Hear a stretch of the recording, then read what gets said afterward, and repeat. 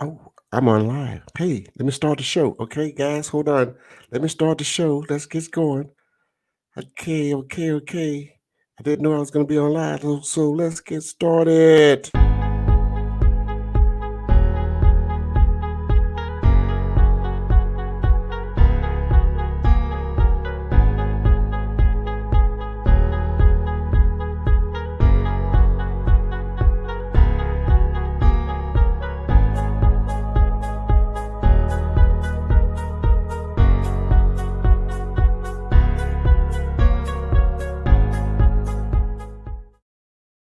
Black women have always been on the front lines for social justice. It's what we do. We organize, make phone calls, And yes, we run for office. all while being fly. We stand up, Stand up to systemic racism fight for health care and justice for all our citizens and use our power, our right, our responsibility. Black women. Let's vote. Vote. For Joe Biden and Kamala Harris. Your turn, fellas. Okay, we got this. Fellas, Brothers, we've heard our sisters, Our mothers, our wives, and daughters cry out for equality. equality. all across this country. And now it's our turn. Our responsibility. To take our power back. Black women vote more than black men. And it's time we change that. Don't give your power away. Every single vote counts in this election. Show up Show out. And vote For Joe Biden and Kamala Harris.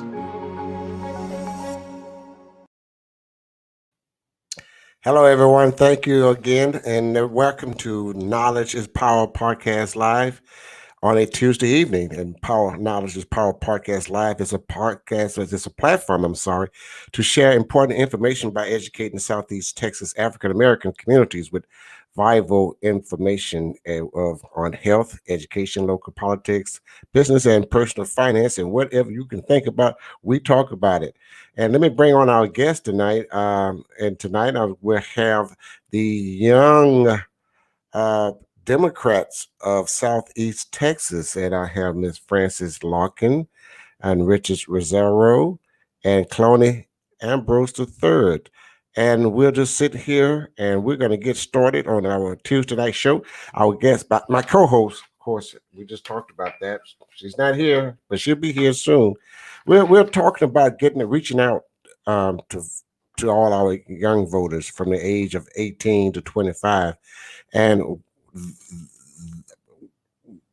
these young people here are some of the biggest supporters of that, and they're working very hard trying to reach out to the young voters to get them to the polls to vote. So how's that going on, Francis? Oh wow. It's definitely looking up. You have more people here recently with that targeted age group that are more active, and actually they seem to be more into learning more about politics. It seems that that age group is now and have matured in ways that I didn't see, years coming up before I came in of age to vote. So I think we're more aware, and more because more of the younger people are focusing on their futures. It's kind of piping them into politics and how politics actually builds the foundation for future. So Have you noticed, Richard? It's how you run into people and you're like, wow, they don't even understand what's going on. Have you noticed that it needs more? We need to educate our people, community, much more on voting. Yes. Overall, the community needs to be engaged, both during election season and off election season. I think off election season engagement is going to be pivotal going forward, because there were a lot of people. I know Francis and I and several others, the young professionals, part of the Young Democrats, we were registering people to vote. And I can't tell you how many people struggled just to register to vote. They didn't know what the process was. Some people were even a little nervous. They didn't know if they had this and that, if they could register. And so there was very much a lack of information. And then, of course, that translates in going forward into voting. There were several young people that were very nervous that I registered for them to vote for the first time, especially at church. And young Hispanic voters who really were scared because they'd never seen a voting machine before. They didn't know what information was going to be asked of them. And I'm like, you're good. All you need is an ID. But even then, there was still that nervousness. And it wasn't until after they saw the machine, after they voted, after they cast their vote, that they were reassured that it wasn't that bad.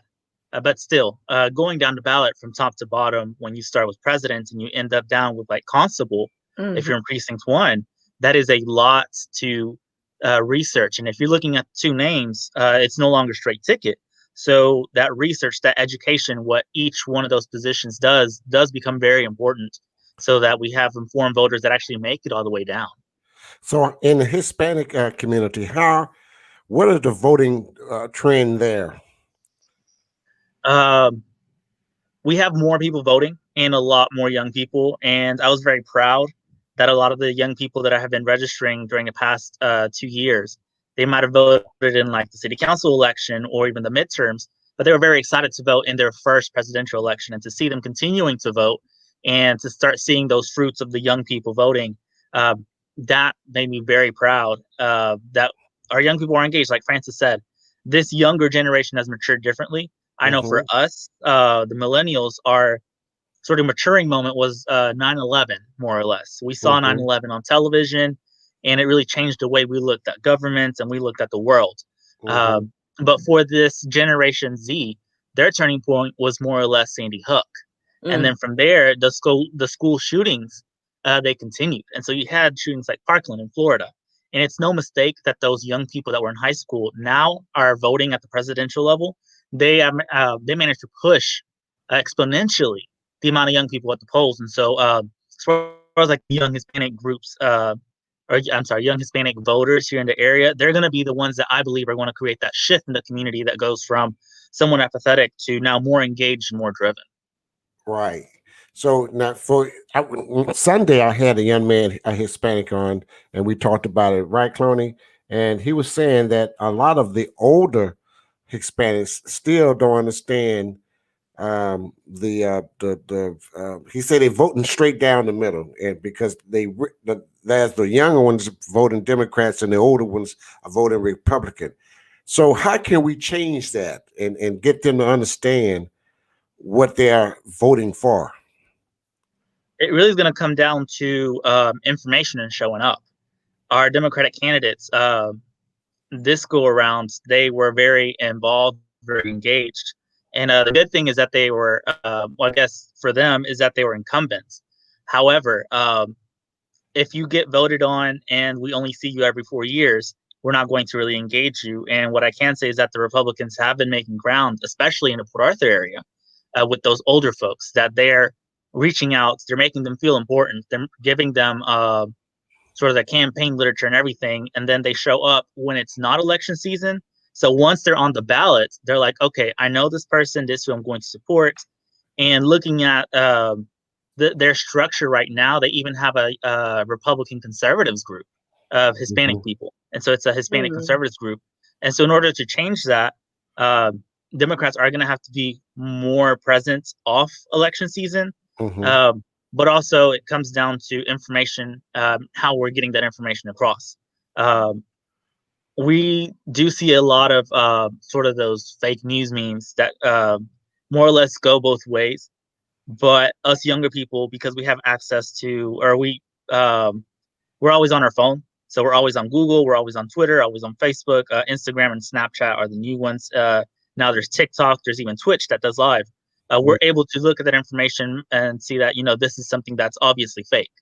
But our older ones are more susceptible to falling for that fake news, where they see a meme or they see something and it's like, oh, wow, it's true, but it's not. Right. So that difference between sort of the older and younger generation, I think there's always been that dynamic where it's supposed to be the older you are, the more conservative you are, and the younger you are, the more liberal you are. But now more than ever, it's going to really in Jefferson County, it's going to come down to engagement, education, and showing up. Okay. Well, Cloney, why is young people should vote? Why should they vote? Your mic is there we go. Okay. Again, I think again, thank you for having me on the show again tonight. I think the reason why young people should vote is because it's not it's a right, but it's also a responsibility. I saw something on Facebook the other day where it talked about the youth voter turnout, and I just want to go through that right quickly. It says that the youth voter turnout in Texas is 3 times higher at this point than it was in the last presidential election. In 16. Yes, Right. in 2016. 2016, it was 207,679. And here we are again in 2020. It's 665,883. So I think honestly, we need to, as I said the other night, we need to draw young people to the polls. I said if they could stand in line, they could stand in long lines for to get the newest shoes and to get tickets to a football, basketball game, they sure can stand in line to exercise their right. So I'm still trying to wrap this around my mind to thinking, what is it that we can do as young Democratic leaders to push the young people to get them out and get them to vote? I'm still trying to wrap that around my mind. I'm still trying to think about that. What is it that we can do, myself, Mr. Richard, Miss Larkin? What is it that we can do as young Democrat leaders to go and get the Hispanics, the Latinos, the whites, the blacks, the browns? What is it that we can do to make the youth voter stronger than it's ever been? Francis, you like to add into that? Yeah. Well, being we were a newly found chartered organization, the South Young Democrats of Southeast Texas. So that is, I believe, one of our goals and missions is to continue the engagement and getting the younger people out to make them feel that they are included. So one of our initiatives is to come up with ways that we can target the young people. Some of the things that we have kind of bounced around is basically engagement and being visible, similar to what Richard stated in his comments earlier. So we are wanting to just be more visible, be more out there, not only in season during election time, but out of season as well. Maybe do some educational interactions through, and this is a stretch, but somehow through BISD or through church and youth groups of some sort to kind of get them engaged so they can understand the process and what it takes to possibly be a politician or the importance of it. So those are just some of the things that we bounced around as young Democrats here on the ground of what we can do to include the younger people coming in after us and with us and for years to come. So I think really more of social engagement and an interaction and visibility will continue to draw, make it fun, make it interesting, make it entertaining, but also educational so that they can take away and be more educated as time progresses. It is our responsibility as leaders to ensure that the generations understand, or if there are questions, that we are approachable, that you are welcome, that, you know, this is an inclusive environment if you're wanting to know or if you're wanting to be a part. So that's my take on it. That's a great take, and Francis, thank you so much, because this is you put out some ideas that needs to be done, need to be put together. What you think, Richard? Your mic off. Turn your mic on. Your mic is on mute. All right. There we go. Yeah, basically along the same lines. Being visible and engaging and trying to see where we can be, and basically going out where the people are. No one's going to come to us. I know that we have a headquarters that people can go to. I know that there's events that people can go to, but if we see that no one's really going there, or not the amount of people that we need, then it's time to switch it up. If they're not coming to us, we need to go to them. And that's one of the things that I oh, hey LaDonna. Hey guys, I'm sorry I'm late. I had like knew 10,000 things going on. You know, the posting closed until 7. I'm so sorry. Don't that's don't all let me right. mess you guys up. I already forewarned about you. I already forewarned about you. But let's Richard continue. I'm gonna come back to you. Okay. You look nice today. I saw one of your live shots. Well, thank you, darling. Yeah, looking nice, looking all sassy. Oh, good, good, good. But yes, we're talking to the young Democrats of Southeast Texas. This is from our audience, Stacey. If you're just now joining us, along with my co-host LaDonna Sherwood, we're talking to the young Democrats of Southeast Texas, and we're trying to continue to keep our foot on the pedal because we cannot let up right now. We've got 1 week. We got 1 week before this is for the election. But we cannot let up right now. We got to keep going. We got to keep pushing. And we're out trying to reach out to the young voters. They are the one that's going to make a difference in this election. So go ahead, Richard. I'm sorry. Oh, okay. Well, just I guess one last thing is one of the things that I really liked about Judge-elect Naomi Showers Dole is that you see her everywhere registering people to vote. Like she was at Market Basket. And one of the places that I really like seeing her was at a nightclub. Once it started to open up, she was outside with her registration papers, registering people to vote. And I'm like, how many people do we know that are running for office that are willing to stand outside of a nightclub to get that young adult crowd to register to vote to see you, so that when it's election time, it's like, okay, I know her, I saw her, she's really with the community, I'm going to go vote for her. I mean, there's people that go to the nightclub that don't go anywhere else. They'll go home, they'll go to a restaurant, but they'll go to a nightclub. But like I said earlier, they probably won't go to an event at headquarters. They won't go to a fundraiser that we're having, but they'll be there. And now that Judge-elect Naomi Showers Dole was able to reach out to them, hopefully we get more traction that way. And hopefully that's also sets an example for everyone else that we need to be out visible, even in places where we wouldn't normally see someone running for office campaigning. Right. Well, my co-host. I'm sorry, guys. Just give me 1 second. I got like one other thing going on. Okay. Well, we're going to continue. Okay, sure. What we're doing, and something we talked about the other one night, and with cloning, and we're saying why there's a lot of empathy amongst young people. Cloning. Oh yes, sir. Again, like I said on Sunday night, the reason why young people aren't voting is because their parents never voted. And I think honestly that if some young people don't vote because they think that their vote doesn't matter. But your vote does matter because you exercise your right. You stood in a long line in the rain and in the cold weather. You stood in that long line to exercise your right to vote. So since you stood in that long line to exercise your right, you go get somebody else. You go get your cousin, whoever on the street corner. You get them to come vote. If you can stand in a long line again for a concert or go to a nightclub and go to one of the biggest artists in town, you can stand in line for that, but you can't stand in line to go vote. So, and again, I think so the reason why young people don't vote is because their vote doesn't matter.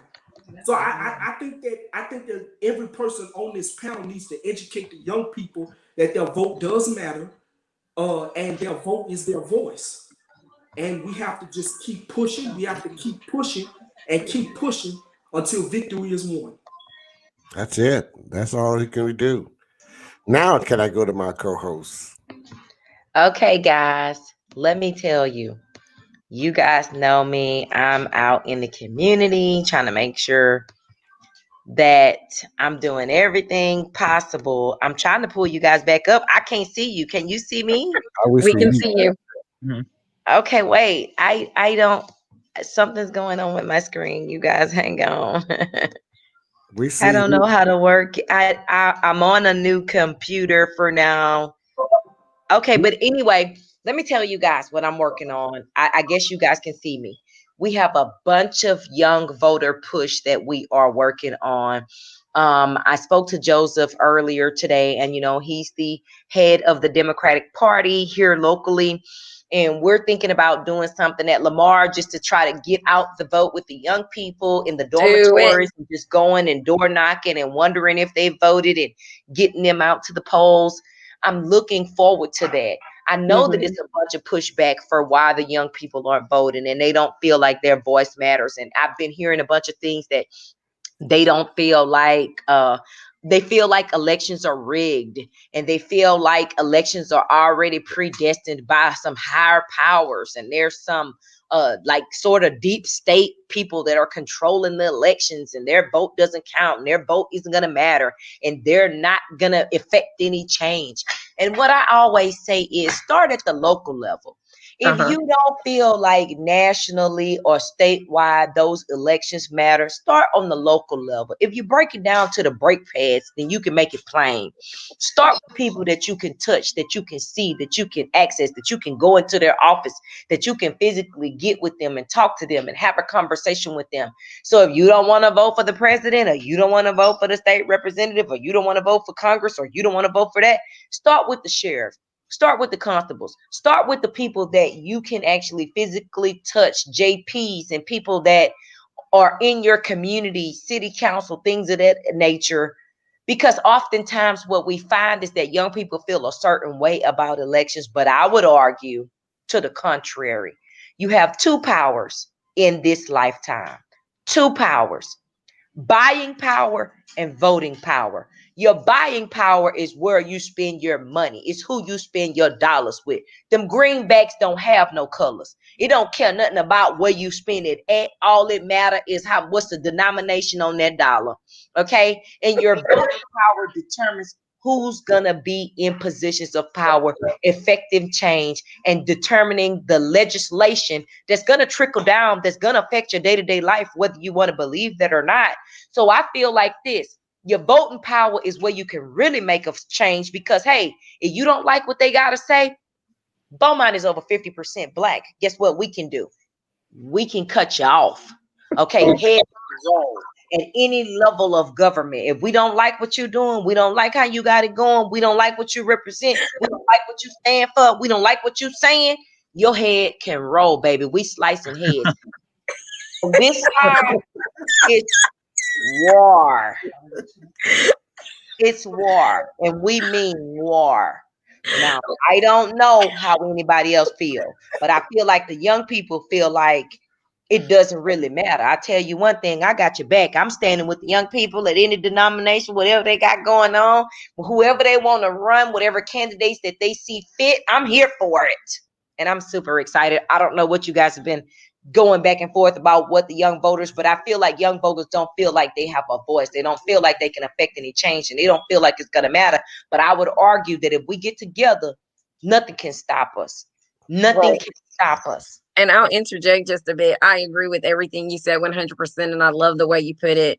I think it's just a part of educating and letting them know that, start locally and see how your local vote basically affects the outcome. And even if that, even with that, there is a trickle down effect. I mean, if you don't vote, how do you know if your vote counts or not?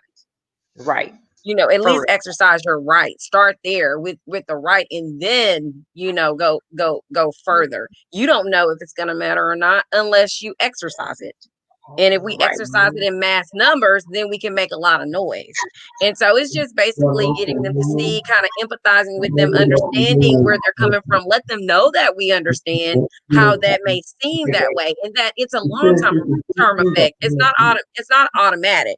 You're not going to vote today and see an immediate change, but over time, over the years, your children's children will see based off of the decisions you made today.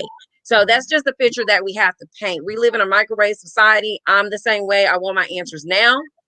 And it's you just have to paint a very vivid picture, because I was that young person thinking that, oh, I'll vote, or maybe I won't if I have time. But once I realized how things early out affect today, it completely matters. So just empathizing with the youth, I think, will help. And just being visible. I love the idea about going to more and knocking on those doors. That's amazing. I'm looking forward to it. I I'm just love it. trying to do anything that personally I can do to make sure that people know that it's other young people that feel you, that are here for you, Yes. that are ride for you, that are not gonna let you down. I'm not gonna let you down. Like, I'm not gonna let you down. I know that it's hard. I know that it's tough out here. I know that you feel like nobody have your back and nobody support you and nobody believe in you and nobody represent for you and nobody nowhere, and you feel that way sometimes. But I want to encourage the young people. I love y'all. I appreciate y'all. We need y'all. We here for y'all. And nobody told you today, I got your back. I'm here with you. I'm riding with you. I believe in you. And I'm here for your issues. I'm here for your issues, your situations, the things that are affecting you. I Yeah, and I don't think know. we were just talking about this yesterday too, about our young people not feeling supported within their community. And that's why you have a lot of young professionals that just up and leave. They don't feel that support. And kind of like Donna said, if you don't want to deal with the national ones, let's start at the local levels. If you don't feel your vote counts, look up what it takes to win a city council seat and what it takes to win a school board seat. Sometimes they don't even reach 1,000 votes. If it's 100 vote difference and you want to make your voice count, one of the best things that you can do is you probably, as an 18-year-old that graduated from a high school in Beaumont, know 100 students that you could have brought from that district and changed the course of that race. And so making it local, making it tangible, where you could see that your vote really does count and that it could make a huge difference. And then actually having candidates that reach out to the young people. LaDonna, kind of like the support that she gave. I mean, imagine if you had a council person go to the school and say that, and you see them often. You no longer even have to educate them. They're going to say, when is your election so I can go vote for you? When do you get reelected? When can I go into your office to speak on this issue? And now all of a sudden, you don't have an apathetic young person. Now you have a potential leader. And I think that's going to really help us in Jefferson County. And not only that, I would like to encourage some of the young people to run. I mean, don't just sit back and wait for other people to handle your future. What's wrong with you getting involved? You're never too young. You may not have all the answers. You may not have all the solutions, but guess what? What's wrong with you running? These people that are in office, they don't know what the hell's going on either. You may as well take your shot and go ahead and see what's gonna happen. You know, they from the way I'm looking at it right now, we can't be no worse than Mr. Grab 'em by the pussy. I mean, hell, we may as well as far as I'm concerned. I mean, we may as well make it plain. More importantly than that, I feel like this. Elections matter more to me because I can remember my grandmother saying how people try to discourage them for voting. I feel a real sense of passion towards voting and getting out the vote because my grandmother really wasn't old. She was like in her 60s, and here locally in Beaumont, she would say things like people would try to discourage them from voting, or it wasn't a big deal, and she had to press her way, and sometimes you got to go alone. Our ancestors, the people that came before us, they fought, they bled, they died, they were beaten, they had taxes put on them, they had restrictions about literacy tests and just different mechanisms designed to kind of stop you from getting out there and exercising your right to vote, to disenfranchise you.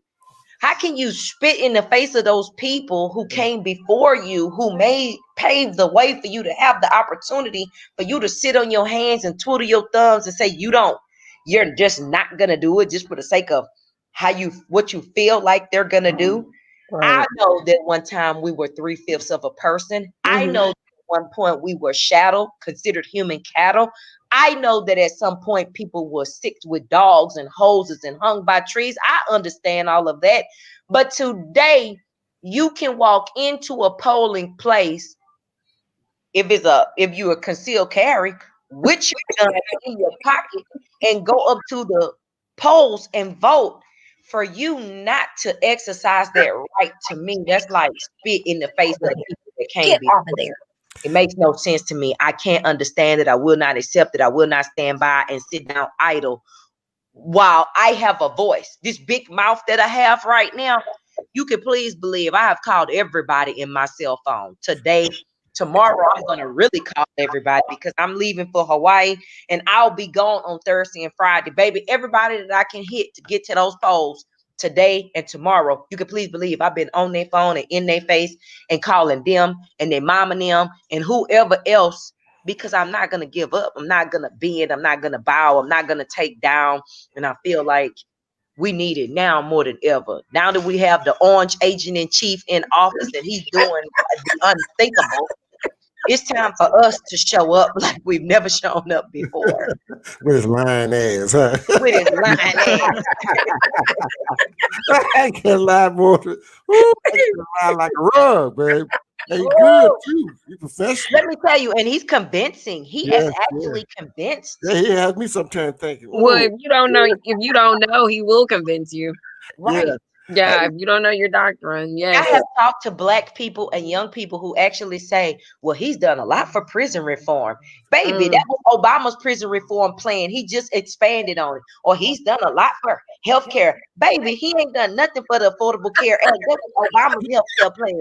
Or and he's better for us, been better than since Lincoln and this and that and the Republican Party. I said, baby, it's due to education. And again, we touch on the same things over and over again. It's due to a lack of education. And I just think it is our it's definitely our responsibility to make sure as young Democrats is that we bridge that gap and clear up anything that especially during election time. Like if there's something he said that was not not the truth, we have to refute it. We have to debate it. We have to discuss it.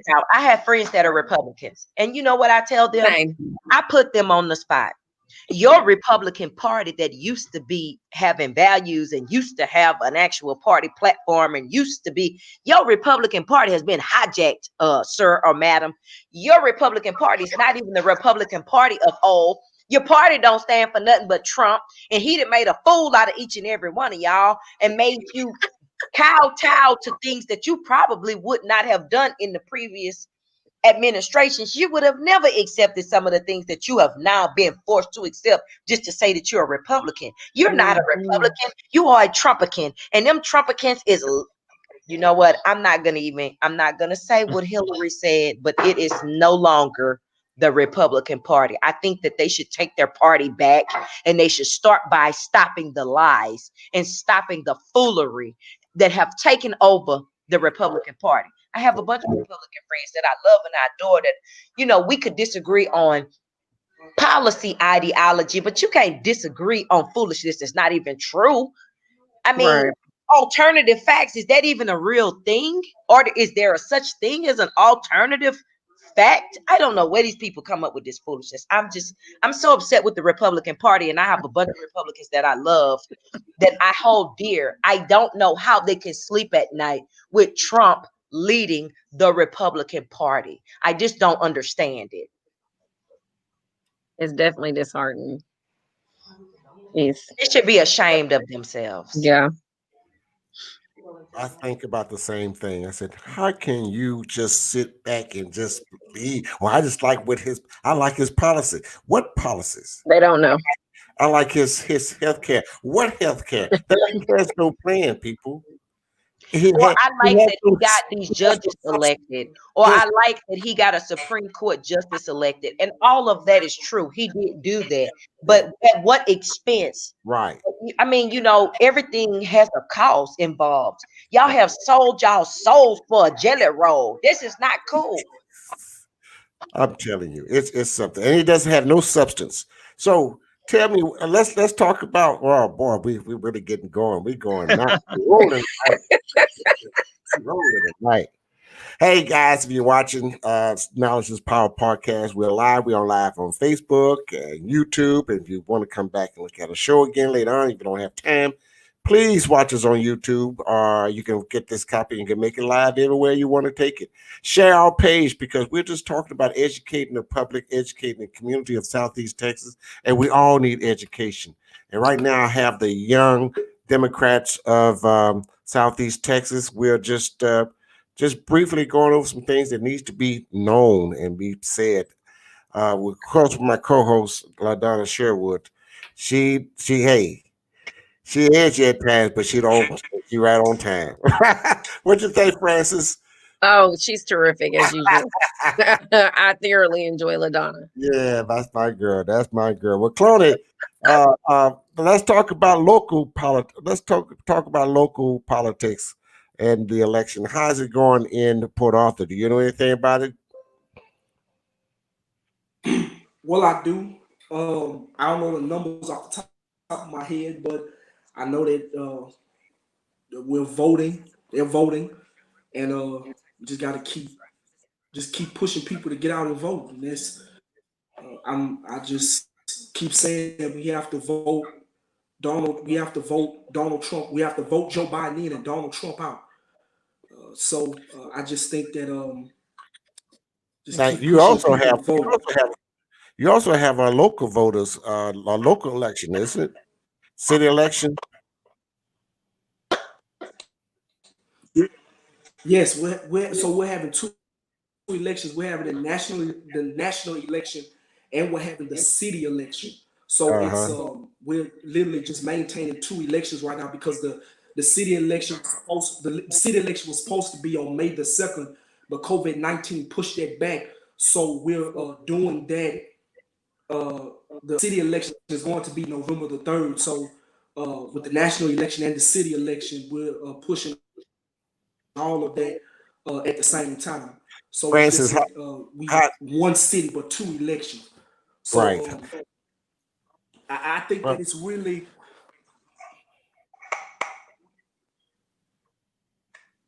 oh, he blanked out.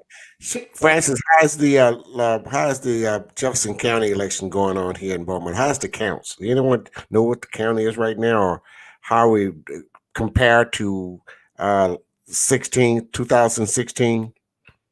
Well, I hate to put Richard on the spot, but he may be more fit to respond to that answer. I'm so sorry. I'm not prepared All for right. that one. Okay. Richard. Yeah, we've already surpassed our 2016 numbers. Mhm. Even on our first day, we had surpassed our numbers. And I want to say that in terms of turnout, last time I checked, Jefferson County was had the 10th spot, and we were 10th in voter turnout compared to 2016. So we're doing well. That doesn't mean we stopped though. Right. And I know that Harris County, I know that's not us, Jefferson County, but Harris County has done a really, really good job. I think they're close to surpassing their 2016 total, not just their 2016 early vote. Wow. And that's why elections, local ones, matter because their county judge is a Democrat. It used to be a Republican, and I really doubt that the Republican would have invested as much money that this new Democrat, Judge Lina Hidalgo, did. Then the Republican, and she elected as a 27-year-old Latina to the third most populous county in the United States, and she's done really good with the coronavirus. We see that she's done really good with the elections because Harris County had more votes on their first day than the entire state of Georgia. And that's because she invested millions of dollars in the voting centers. Mm-hmm. And even with the Republicans stopping her at every turn that they could, she still surpassed those numbers. And she was a young person, 27 years old, county judge, third most populous in the country. That's right. So that's something also like, I guess, motivate our young people. She was 27. Technically, for city council, you only have to be 18. Right. So if you're a young person, 18, you can run for that. But as far as our numbers go, we're surpassing 2016. Now, we don't know if those are Democrats surpassing it or Republicans surpassing it. So we cannot, like you said, take our foot off the gas. We have to continue going because it's better to have more votes than what we needed than to come up short on election night because the growth wasn't where we thought it was. Mm-hmm.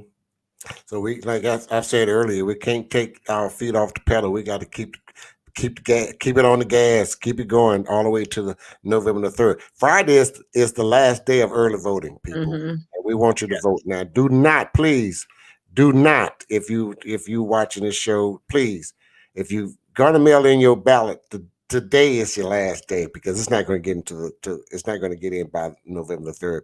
As slow as the mail has been, So let's not take any chances. Drop your ballot off or go to the poll and vote. Do you guys Yes, you agree? have, I believe, until Friday to drop it off in person too. So Yes. if you're scared that the mail's going to lose it, they have a drive-through at the courthouse so you can go through and drop it off in person. And so you don't have to be scared about the mail because I mean our mail's been a little off for a while because they closed down the Walden location. But yeah, that's one of the things that Carolyn Goodry has been able to do is have that voting center where you can drive through and drop off your ballot without getting out, without talking to anyone. You just have them your ballot, show them your ID, and you're good to go. And let me tell you, people, I'm gonna try to get out there tomorrow if I can, so you can see. I'm gonna video it, so you can see that it is very easy to drop off your ballots at the at the courthouse in Beaumont. And it's just a drive-through. You drive through. You don't have to get out the car. You're not going to have no contact with anyone. They're there to get your information. It's quicker than in line at Chick-fil-A. So you can it's just that simple. And but one thing I want you to know, if you're listening or watching, is that you cannot drop no one else ballot off. The person whose ballot it is has to be there personally with a state ID. Please, you cannot drop no one else ballots at the drive-through. You have to be there personally, and that person who ballot has to be there as well with a state ID. A state ID is all you need. So if you get time, if you don't have time, don't trust the mail. Take it downtown. It's drive-through. It's easy, simple, and fast. So again, let's continue to vote, and let's vote early because we want to make sure our vote counts, and we don't want no hassle. I think we were breaking the records. I was watching today where the voting is steady going, and we're voting like I think we're at more than 16% more than we were. We're 80 right at 64% of where we were in election from last on the 2016. Am I right? Or I thought it was 87%. 87%, right? I think it's 64%. It's 64. Okay, but of the total, not just the early voting. Of right. The total vote. Total. So we're kicking ass, and we just got to continue to get out there and vote. LaDonna, we're still calling 7 people, right? Get them in there. Listen, we are definitely still 1 reaches 7, and I am up to 150 people by myself. I am super excited. I'm trying to hit 200 before I leave tomorrow. So you can please believe, if you think I'm passionate and I'm crunk right now, you wake up in the morning. When I wake up, I'm gonna hit that floor. I need 30 more people. No, I'm at 150. I think I'm at 100 and I'm like 30 people away from my 200 since early voting. 200 souls, lives, people that I'm personally touching, picturing, responsible for, and I plan to get my 200. So tomorrow, baby, you can look for that phone line to be lit up, and yourself. If I know you and you haven't voted, you have trouble on your hands, okay? Because tomorrow is the deadline. Donna, wait a minute now. Tomorrow's Thursday. No, tomorrow is Wednesday. Oh my God, my days. I was just gonna say tomorrow's Wednesday, right? Don't make me nervous. I'm sorry. I've been moving around so much. And I'm leaving Thursday morning at 8 a.m. I'm going to Hawaii. My friend is getting married. I don't want you to confuse everybody. That early voting ends Friday at 7 p.m. But early voting ends Friday at 7 p.m. Just LaDonna Sherwood ends tomorrow at 7 p.m. and I need 200 voters by myself. So I'm looking for 30 more voters. So let's now this weekend we did 2 things this weekend. We had the caravan and we had the knocking on doors, right?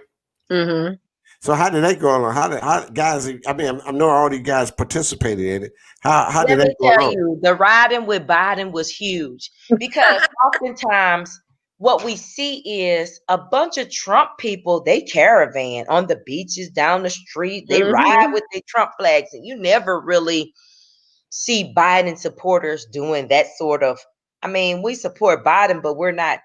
Baby, I was so excited to be in that riding with Biden caravan, okay, with my ride with Biden stuff on my car. It was great. If for nothing else than for the camaraderie of saying that we ride for our candidate the same way they ride for theirs, you know. Right.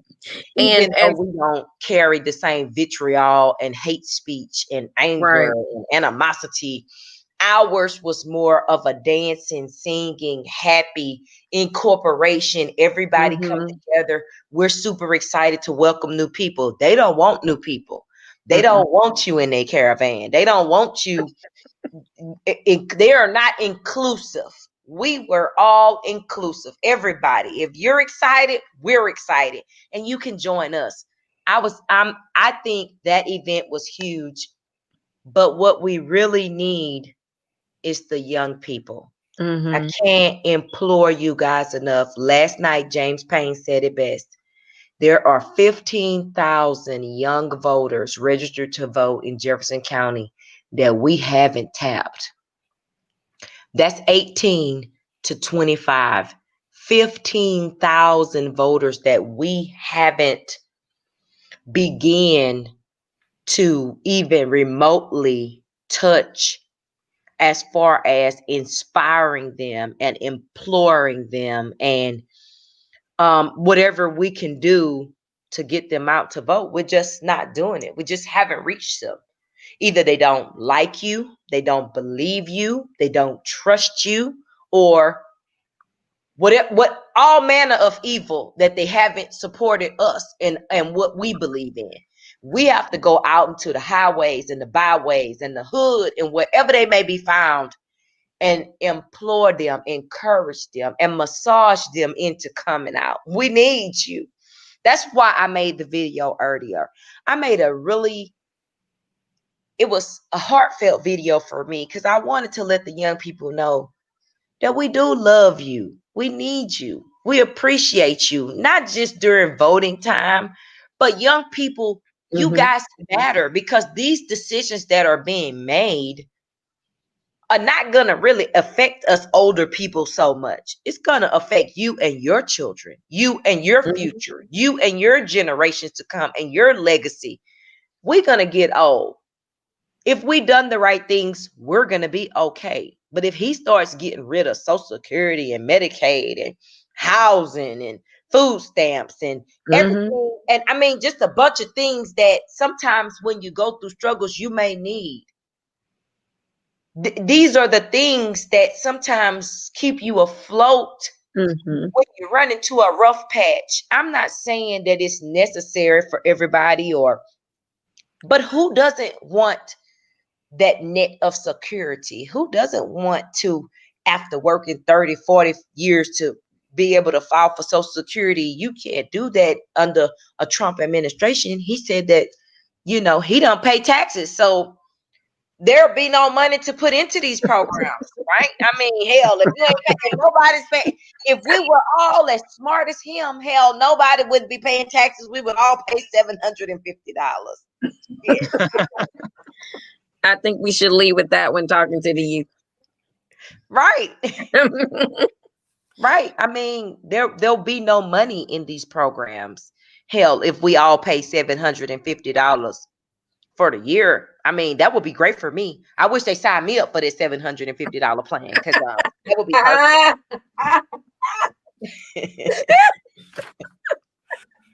Girl, you on a roll today. Well, yeah, on a roll. Jesus, man, but great points. But yeah, I have to address the caravan. It was very refreshing. I participated Saturday in Port Arthur, and the response we got from the community, it was just really overwhelming, and it made me feel that people really do understand. A lot of times we feel like we're amongst this group of people that participate in politics in our community and push politics. And sometimes you wonder, do others understand? It really, really not only motivated me, but it inspired me to continue to do more. And just the inclusion and the participation of everyone involved, and just, being visible and allowing some of those elected officials to be tangible for the community to approach, and to feel that they are a part was very refreshing. I know a lot of times the youth feel that they only see candidates and people in elected positions during these times. But I mean, when I say it was fun, it was dancing, and the inclusion was there, it was everything that a Democrat such as myself loves about our party. And Jay Stittleberg, he was there. I mean, it was just a great time. And I couldn't be more proud of our party this year. So that is awesome. Very, very proud to be a Democrat. I am so glad it became a success. It was a success, and it's going to continue to grow, and we're going to grow, and we continue to grow as fast as we can, but as strong and unite as we can. So we're going to say thank you so much, Richard Rosario, for coming on and tonight, and to just kind of give us an update on what's going on in the community. Any final words you'd like to say? Just that I agree with everything that was being said today. Engagements in education, as we saw, is very pivotal in changing that and sort of that paradigm shift of the of apathy within our community. And with young people reaching out, making them feel important, that they matter, that's very important. And we have our own assets here too. I mean, we have Joseph Trahan, who's 24 years old, chairman of the Democratic Party. That should be a testimony in itself that, someone is 24 running the party. And I think to say that it's been a coronavirus, that we're in a pandemic with state and national leaders really not caring what happens to communities like ours, and still being able to pull these events together, still being able to do all the volunteering that's been going on. I do have to commend Joseph on that he's done a really good job as chair. Something that I can be proud of as a Democrat, that, my chairman is out there fighting, trying to get as many votes as he can, with as many restrictions as there are, with as many dangers as there are. I mean, I think today found out that our city manager has COVID. And, yes, he has COVID. And so really that risk, but still going out there, using strategies for lit drops now. So you're not knocking on someone's door necessarily, but you're just dropping something off, no contact. And I remember one time it was like 2 a.m. and he was messaging or something. And I'm like, what are you doing awake? He's like, oh, I had to go to Houston and back. And I'm like, you went to Houston at 2 a.m. It's like no one else could. And I'm like, Joseph, really? And I mean, that's just, I think to me, I would be upset. And to be honest, if I was a chair, I wouldn't have gone to Houston at midnight, coming back at 2. But he did. And it was important because the next day we were putting lits out. And so if he hadn't have done that, that would have fallen through, and other people depending on it wouldn't have been able to get that. But I think that's a testament to the party. Yes. That there's a shift. And there needed to be a shift in party leadership. Right. I know that the leadership in the past has done okay, but I feel like leadership of the past is of the past. We need something for the future. And I know that Joseph had all these things to do, but with the coronavirus and with everything that happens, I do think that he's doing an okay job. He's doing a good, job. not okay, or good, not a good job, but a great one. Right. Yeah, I agree. Yes, I agree. He's doing a wonderful job. And to say again, like you said, Rich, he's 24 years old. That's a shift. That's a shift, guys. It's a shift. You got to make sure that you how can I say this? Is that it's a shift, and it's time for you guys, the younger group, to come on in here and come in strong. And some of these older ones, it's time for them to get off the stage. It's time to get off the stage. Curtain over. So, I appreciate you guys, Richard, and your group, and let them know about you. Also, before you go, let them know about your group, the Latino group that you are so much supporting and pushing. What is the name of your group? I'm sorry, you kind of went out there. What was that? Yeah. Oh, let me get my mic. Mic test. 1, 2, 3. Uh, uh, now, what the name of your group, the Hispanic Oh, group, Hispanic Proactive Coalition, HPAC. right? Yeah, HPAC, right? you've been trying to do everything that we can to get voters out, and this past weekends we uh, helped Crystal Ray Church and Beaumont participate in Fuse to the Polls, Yes. and we got Tacos La Bamba to donate tacos because church ended at 11, but the polls didn't open until 12, and so in that 1 hour, people went home; they weren't going to come back. But because we had those tacos and the drinks donated from some of our membership, we were able to keep them there, and we had sample ballots, and we went over any questions that they had, and I even checked like their voter registration status on my phone, asked if they had anything, and we were able to go as a group. And our pastor, who's 99 years old, he voted for the first time. He Really? became a U.S. citizen Wow. last year. He thought it was important that his church saw him vote, and for the first time as a church, we went over and voted. Hopefully for every single election, including the city ones, we have that going on. But I think that was good because I had a cousin who was 18, first-time voter, and then I had my pastor who's 99, which is a huge age difference. But at the end of the day, it's still one vote each that they have. Yeah. And when interviewed, he said he felt like he was important because he got to vote. And I really hope that the rest of the community saw that they heard it, because their vote is also important. Every single vote is important. Yes, it is. Yes, it is. Brother Cloney Ambrose the Third. Any closing words from you? Yes, again, thank you for having me on the show. And I'll just say we cannot stop. We have to keep on pushing. What I said on Sunday night, why young people should vote, because their vote matters. And then we're voting to have a safe environment, a safe and a clean planet to live on, race relation, that all men are created equal. And when we embrace those principles, we will not have George Floyd's or Breonna Taylor's, Black lives, blue lives, and all lives will matter. And again, we are powerful. I said this the other night in the state of Texas. 43% of the population is 30 years old and younger. Of that 43%, 61% is black and brown. And that's a powerful voice right there if we vote. 1 Timothy 4:12 says, "Let no one despise your youth. Don't let anyone make you feel less than. Don't let anyone make you feel a certain type of way. Don't just talk about change. Walk into that booth and vote whenever you do, so that you will see and be the change, and not just talk about the change." And again, voter apathy is somewhat so surreal, because a lot of young people who don't vote say that their vote doesn't matter. And again, when we exercise our right, we can say that our vote does matter. And I read this quote. I'll end with this.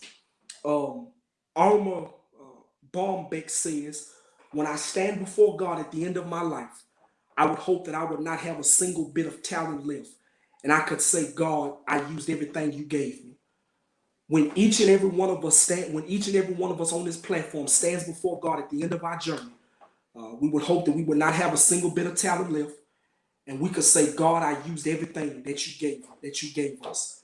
When we exercise our right, when we push and push and push and keep on pushing until we draw people to the polls, until we draw people to Jesus. Then after we do that, God will reward us. And so that's my closing words tonight. It's not how you start, but it's how you finish. So let's finish strong. Well said, my brother Cloney. Well said. Thank you, my brother. And I thank you for joining us this evening. Sister Francis Larkin, any closing words from you? Yes, I would like to thank you guys for having us. It's been a terrific show. I appreciate you, LaDonna, for inviting our group to participate. And yeah, just get out and vote. Exercise your right to vote. It is your right. And if you don't know who to vote for, or if you need education on who you should vote for, you are more than welcome to call the headquarters, the Jefferson County Democratic headquarters, or you can call and ask me or anyone featured here tonight, and we will kind of help you out with that if you have any questions about participants on the ballot. So I've enjoyed my time, guys. Thank you so much, Francis. Absolutely. Really, I really enjoyed you on the show tonight. Matter of fact, I enjoyed you all, and again, the Knowledge is Power podcast live is a platform to help educate the Southeast community, giving us knowledge, giving them knowledge, and so with that knowledge, we can advance with knowledge. Knowledge is power. You have to have power to have knowledge. And LaDonna, your last words. I just want to say this. I am here for you. I love you. I need you. I got your back. I'm representing you. I am an imperfect person, but I am perfect to represent this group that I am representing today. I love the idea of Knowledge is Power podcast because Knowledge is Power podcast gives me a place to say the things that I want to say on a larger scale. And I'm saying them every day anyway. So I may as well say it here with you today, Tony. And I am super excited about that. So guess what? Yeah. Knowledge is Power podcast. Tune in. We are online, baby, on Tuesdays and Sundays. Don't play with us because we're giving it to you straight with no chaser, baby. We got your back out here. We in the hood. We in the Senate. We in the community. We in the Congress. And they better not fool with us because we'll be all the way at the White House. Yeah. Go ahead, Tony, and Hey, close it out. hey, listen. Hey, we're gonna be live on. We're gonna be live. We're gonna be live on November 3rd, election night, for 2 hours, maybe 3 hours, and we're gonna have results, and we're gonna be talking about the candidates, and we're gonna be talking about other candidates, and we're gonna just have a good time on Knowledge is Power podcast on um, election night. If you'd like to join us, you're welcome to join the podcast. I can put as many people on the screen as possible. We can just chat and talk about our what's going on in the election. We can talk about our future, and we're gonna also have our round table guys going to be with me. So on the round table talk, everything goes. You think Ladonna is wide open? You ought to hear and see her on the you ought to hear and see her on the round table talk. Oh Lord, they're wide open. And so we're going to be here on Tuesday night, November 3rd. That's the election night. So please join us. And we won't be on. I think we're going to start at 7 or we start at 8. I think we start at 7. And it's going to be for 2 hours, maybe 3, until we have the final local results. And so we're going to be here. And if you'd like to comment or you like to just join us, you can join the podcast with us and come on and express yourself. That song, Express Yourself. That's what we're going to be doing. So thank you guys for joining us. We're going to be on Sunday. I have a special guest on Sunday. When are you returning, Donna? I'll be back on Sunday. So No, you're not. I don't know what time Sunday. No, you're not. Not. Wait. Thursday, Friday, Saturday, Sunday. Yeah, I'll be back Sunday, either Sunday night or Monday morning for sure. Yes. All right, guy. You be careful on your trip to Hallelujah, and and enjoy our trip and enjoy yourself and enjoy yourself. And You need a call for Sunday night? I'll be right here. Yes. So we're going to be talking to a few people on Sunday, but on Tuesday again, please join us with the roundtable talk, and also any guests that like to join us on Tuesday election night. With that said, thank you again, everybody, for watching and participating and supporting us on Knowledge is Power podcast. And our numbers and the viewership has grown so much, and it's just amazing how what it's. I always tell everybody this is a God thing. So we just continue to do what we do. Thank you again. God bless, and I'll see you on Sunday. Our Knowledge is Power podcast live.